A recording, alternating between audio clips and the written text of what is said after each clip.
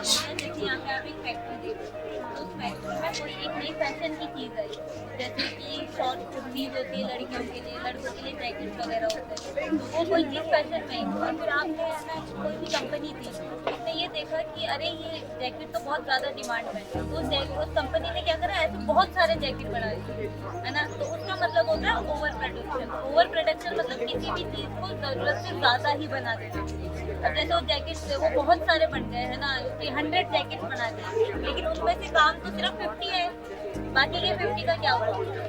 बाकी के 50 ज़्यादातर वेस्ट में ही चले जाते हैं। फिर यहाँ पे जैसे आपको यहाँ पे लैंडफिल्स वगैरह दिख रही है, और उसके अलावा जब वो जैकेट बनाया था ना, तब उस जैकेट के लिए कितने सारे केमिकल्स वो सब इस्तेमाल होते, पानी का कितना ज़्यादा यूज़ हुआ था। तो यहाँ पे जो फैक्ट्री है ना, देखो यहाँ से भी कितनी सारी डाई निकल के जा रही है पानी में। अब यहाँ पानी में आपको जितने भी एनिमल्स दिख रहे हैं, फिशेज वगैरह, वो जो डाई थी उसकी वजह से उनके घर खराब हुए, तो उसकी वजह से वो फिशेज को ना तो ऑक्सीजन मिल पाई प्रॉपर, ना प्रॉपर सनलाइट मिल पाई, तो ऐसे जब उनके होम डिस्ट्रॉय हुआ तो इसकी वजह से वो फिशेज भी मर गई।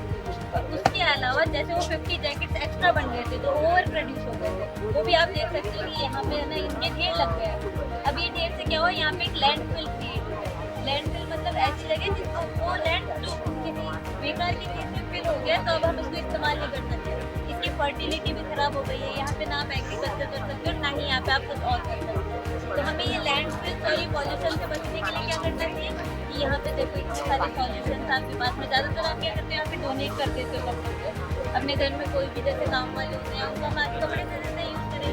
उसके अलावा यहाँ पे रीयूज़ का मतलब आपके घर में ही आप कई बार वो पुराने कपड़े इस्तेमाल, जैसे आपकी कोई भी कॉटन की टी शर्ट थी, वो आप देखोगे कि बहुत टाइम बाद जब आपने टी शर्ट को पहनना बंद कर दिया, तो आपकी मम्मी ने उसको घर में पोछे का इस्तेमाल कर लिया, है ना, उससे आप घर साफ कर दिए। तो ऐसे ही हम घर में, और कई बार क्या होता है उसके हम गुदड़ियाँ बना लेते हैं, है ना, पिलोज में फिल कर देते हैं, गद्दे बन जाते हैं उनके, तो ऐसी चीज़ों से भी हम कपड़ों को रीयूज कर लेते हैं। और उसके अलावा एक नई चीज़ होती है थ्रिफ्ट शॉपिंग। थ्रिफ्ट शॉपिंग का मतलब क्या होता है कि जैसे आपके पास में कोई पुराना कपड़ा था, उसको आपने आगे एक दुकान में बेच दिया, ठीक है, उससे उससे आपको भी पैसे मिले, और वो दुकान वाला क्या करेगा कि आपका वो जो कपड़ा था उसको वो आगे धो के प्रेस करके साफ करके और फिर वो आगे उसको और बेचने के लिए लगा देगा।